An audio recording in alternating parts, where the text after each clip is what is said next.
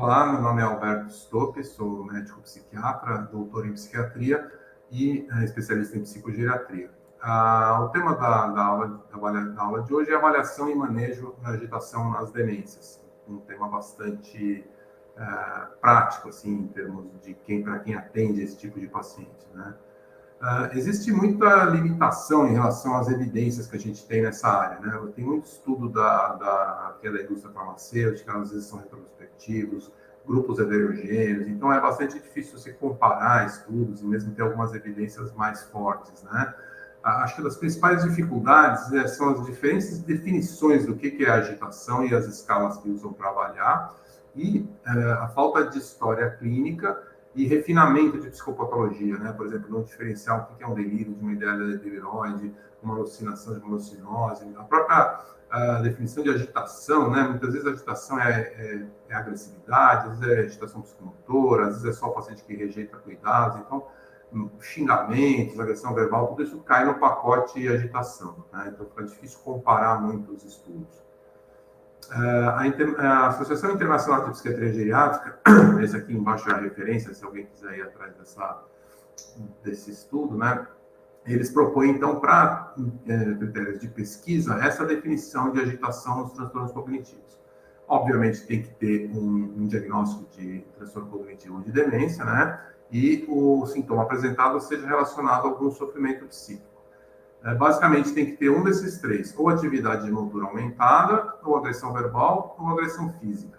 E esse comportamento ser grave o suficiente para produzir algum impacto em capacitação, ou algum problema na vida dessa pessoa, né? Seja prejuízos nas relações interpessoais, seja prejuízo em outros aspectos do funcionamento social, ou a dificuldade para executar ou participar de atividades do dia a dia.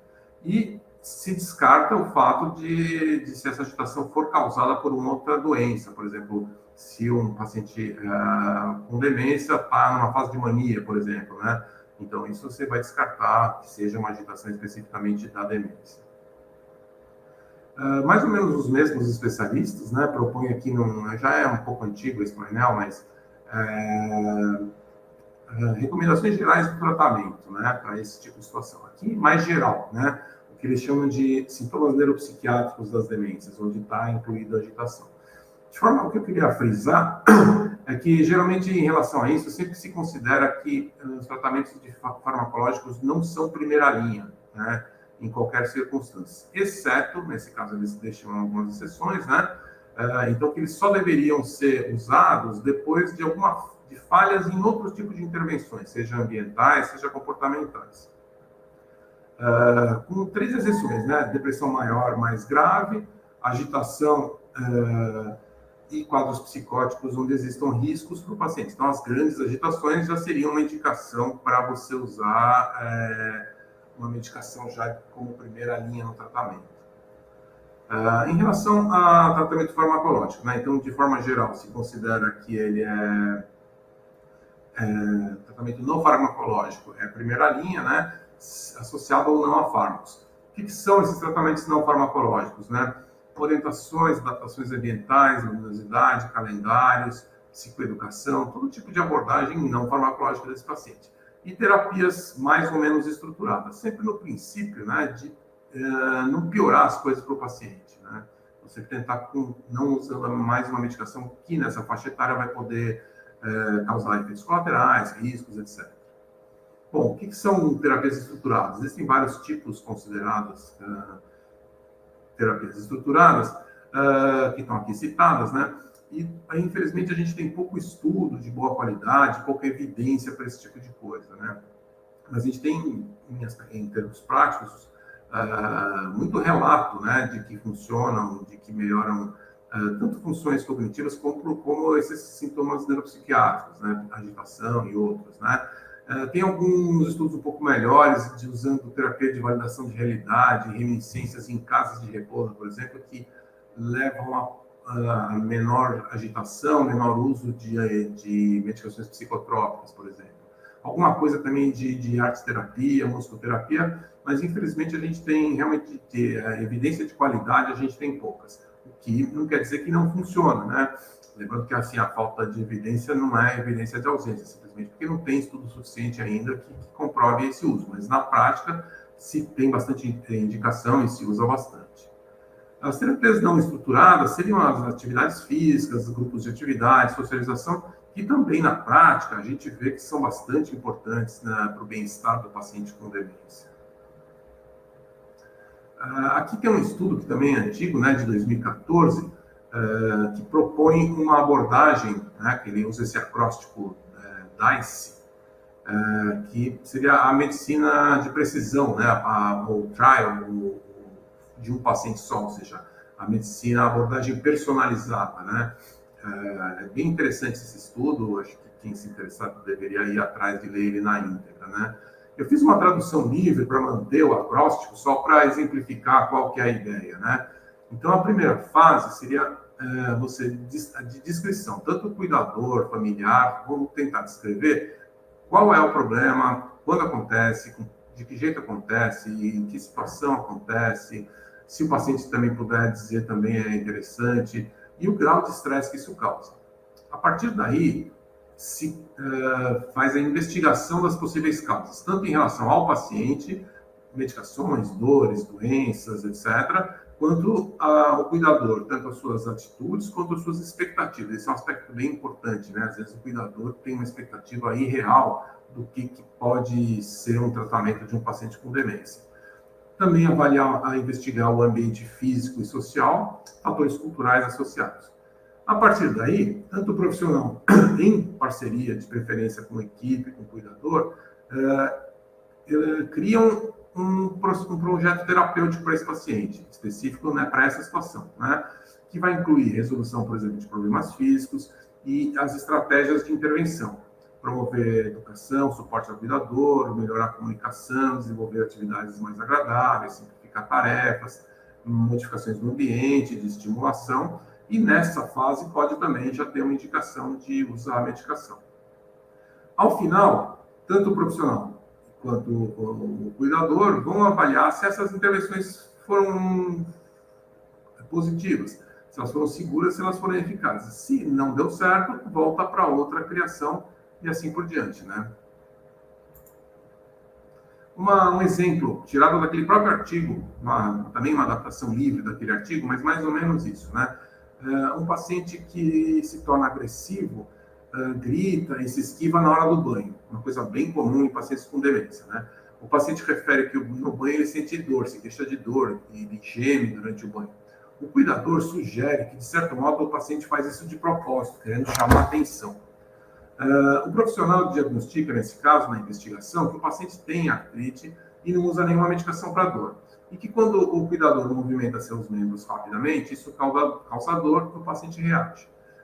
Também se notou, nesse caso, que o cuidador não tem um entendimento sobre a demência e sua conexão com os comportamentos apresentados, né?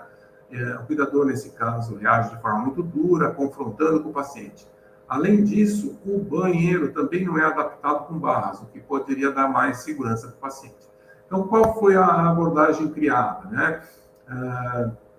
Implementou-se a medicar o paciente para dor, associado à indicação de fisioterapia. E o cuidador orientado sobre o fato desse comportamento não serem propositais e sobre o melhor modo de como se comunicar e de como agir com o paciente. Também foi orientado à adaptação do banheiro para a necessidade do paciente. Aí o profissional vai avaliar se isso funcionou, né? Se o estresse da situação melhorou, se ficou mais fácil a hora do banho, e dependendo dessa avaliação, a situação pode estar resolvida ou se tenta outras intervenções, né? Na fase de criar, após avaliar os tratamentos não farmacológicos mais estruturados, ou tratamentos farmacológicos podem ser implementados. Então, é nessa hora aqui, na criação, é que você vai pensar, bom, vou primeiro começar com um tratamento não farmacológico, ou aqui, nesse caso, a agitação é muito grave, muito intensa, eu já tenho que entrar com uma medicação, né? É nesse ponto que a gente vai usar. A gente pode primeiro tentar não usar a medicação, não funcionou, numa segunda fase, se usar a medicação. Bom, tratamento farmacológico, aí a gente tem realmente pouca evidência, né? Tem até vários estudos, mas como eu falei no começo, os estudos são difíceis de comparar, difíceis de analisar, até pelas variáveis todas que foram citadas, né? Mas um algoritmo canadense propõe baseado em evidências de eficácia na literatura, uma sequência de passos para o tratamento farmacológico de agitação, né? Sim, em primeiro lugar, risperidona, segundo, quetiapina ou aripiprazol, depois carbamazepina, depois citalopram, depois gabapentina, prazosina e, finalmente, combinação de drogas ou ECT. Chama atenção aqui que é bem provável que risperidona, carbamazepina, citalopram, gabapentina vão ser eficazes, mas para coisas diferentes, né? Afinal, um é um antipsicótico bem potente, o outro é um estabilizador de humor antipilético, o outro é um antidepressivo e assim por diante, né? Mas isso cai naquela situação de que a agitação é muito inespecífica. Pode ser agitação num paciente que está muito ansioso, pode ser agitação no paciente que está com sintoma psicótico e assim por diante. Então, na prática, aspectos da psicopatologia vão influenciar bastante qual medicação que a gente vai usar. De longe, na prática clínica, os mais utilizados são esses antipsicóticos, né? Outra questão importante, esse slide é bem antigo, da época do lançamento da galantamina, e tem slides bem parecidos com donepezila e com rivastigmina, que na justificativa de por que usar essas medicações na demência, principalmente Alzheimer e corpúsculos de Levy, mas também com alguma eficácia nas demências vasculares, uma das coisas que se via na utilização de inibidores de colesterase é que os sintomas chamados neuropsicológicos melhoravam bastante ao longo do tempo, inclusive mais do que os sintomas cognitivos, né? E na prática a gente vê isso, acho que particularmente porque diminui bastante também a flutuação cognitiva ao longo do tempo, né? Então, na prática, se o paciente não usa ainda um inibidor de colesterase, essa é a primeira indicação farmacológica, porque ela está indicada para, no caso de Alzheimer, para quase 100% dos pacientes, né? Então, a primeira medicação a entrar seriam essas medicações antes de entrar, por exemplo, com um antipsicótico ou um antidepressivo, né? Existem também estudos mostrando que o inibidor de colesterase, por exemplo, melhora sintoma depressivo sem ter que usar especificamente um antidepressivo, né? Aqui citados alguns estudos que testaram isso, né? Então, 4 grupos randomizados mostrou que tanto memantina quanto os inibidores de colesterase melhoraram a NPI. NPI é uma escala usada em um monte de estudos, e a ABVD também, muito inespecificamente para sintomas psicológicos e comportamentais das demências, nos quais estão incluídos a agitação, né? Nesse estudo se encontrou melhora com todas as drogas, mas nesses significativamente maior para memantina e para rivastigmina, principalmente para agitação e agressividade.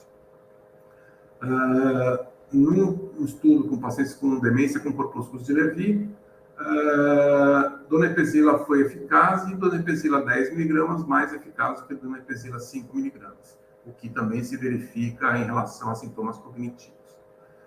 Uma outra avaliação de 13 revisões sistemáticas, maiores evidências, apesar de sempre ter um tamanho de efeito pequeno, eficácia de donepezila e um estudo que usava galantamina associado à musicoterapia.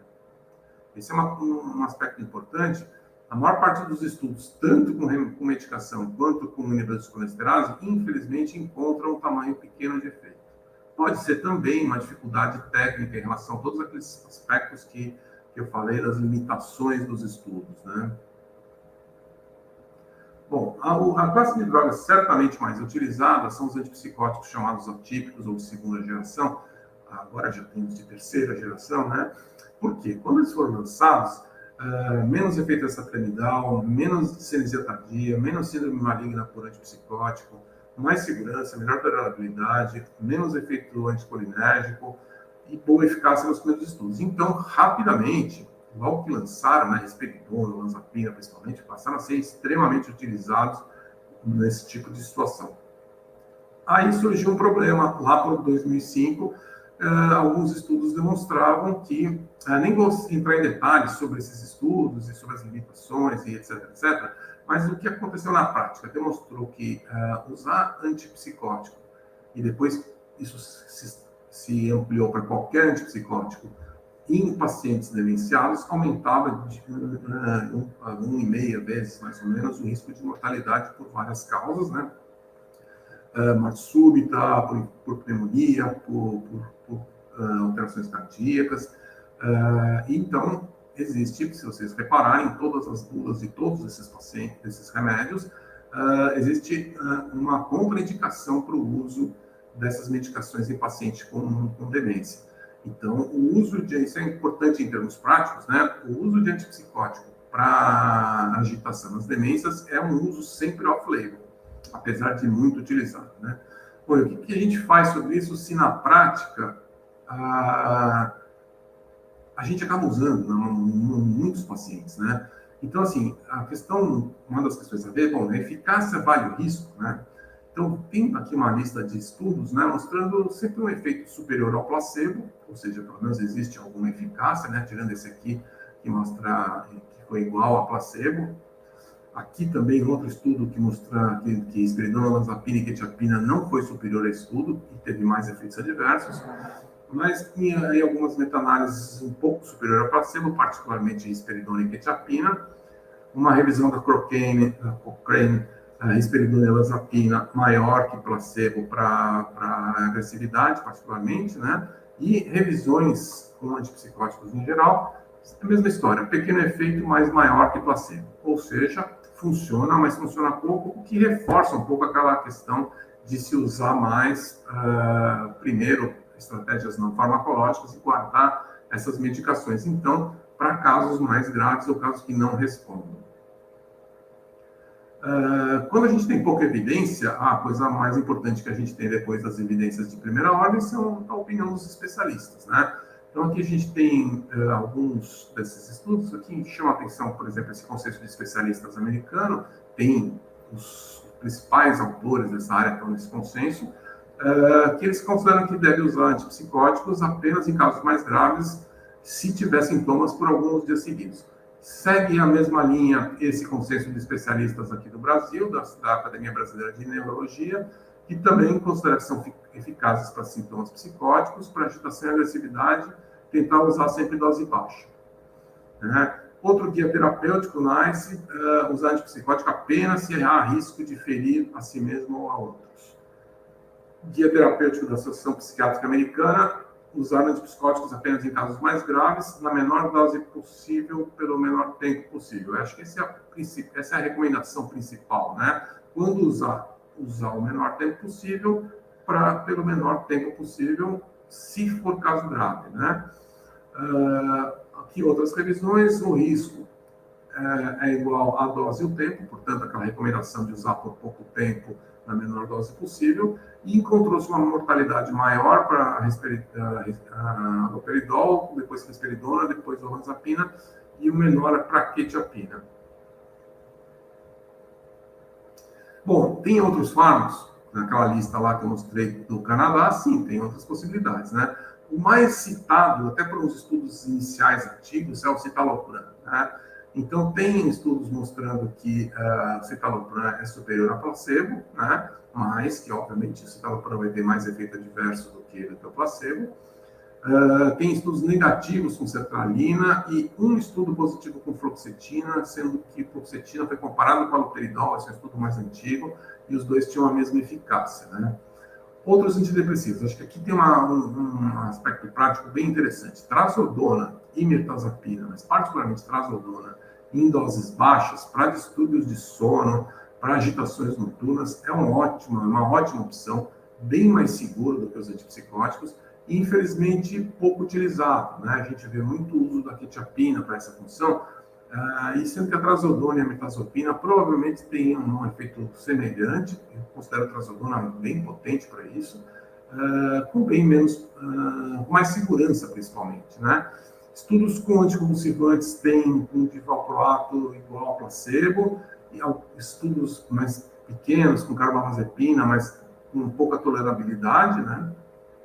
E benzodiazepínicos, também um benefício muito modesto, com muito efeito adverso. A gente sabe a restrição que existe para usar benzodiazepínicos indemenciados, aumentando confusão, aumentando o risco de delírio, né? Então, o benzodiazepínico deve ser restrito realmente para episódios de ansiedade aguda, para pacientes que tenham episódios muito pouco frequentes de agitação, para alguns casos de alteração de sono REM, né? Lembrando que o próprio benzodiazepínico pode ser a causa de agitação. Então, em muitos casos, se tirar benzodiazepínico e tirar outras drogas anticolinérgicas, pode ser um tratamento para agitação. Né? Esse é um conceito que é cada vez mais intenso na área de geriatria, que é da desprescrição. Né? Então, muitas vezes, para tratar algo, é melhor tentar tirar uma medicação do que associar mais uma. Né? No caso de demência, no caso de agitação em demência, sempre lembrar dos benzodiazepínicos e dos anticolinérgicos como medicações a serem retiradas antes de se indicar uma nova medicação para um sintoma. E, finalmente, não dá, hoje em dia não dá para falar de nada sem falar de canabinoides e cannabis e derivados, etc. Né? Existe muito papo sobre isso, mas, assim, peguei um estudo qualquer, né? Só que é sempre a mesma coisa, né? Existem benefícios para, e é uma lista de enorme de coisas, né? Que inclui desde ansiedade, Alzheimer, a Parkinson, a epilepsia, autismo, etc, TPM e tal. Mas na prática, assim, a gente não tem estudos sistematizados de boa qualidade, de eficácia comprovada, de nenhum tipo nem canabidiol, nem nenhum outro tipo de derivado da cannabis. No momento não tem indicação para isso, né? O uso e eu considero um uso arriscado, porque a gente tem pouquíssimo dado de segurança, e também existe uma outra questão, que é a qualidade. Esses produtos não são considerados remédios, então a gente não sabe bem de onde vem, como vem, quem fez, como fez e o que tem dentro, né? E doses, etc. Nada disso está estabelecido. Então, do ponto de vista técnico, não são recomendadas essas medicações. A gente sempre vai ouvir alguém falar que o tio da prima só melhorou com isso, mas existem realmente pouquíssimas evidências. Na minha prática, eu não vi ninguém melhorar significativamente usando esse tipo de medicação. Bom, eu acho que era isso. Obrigado pela atenção.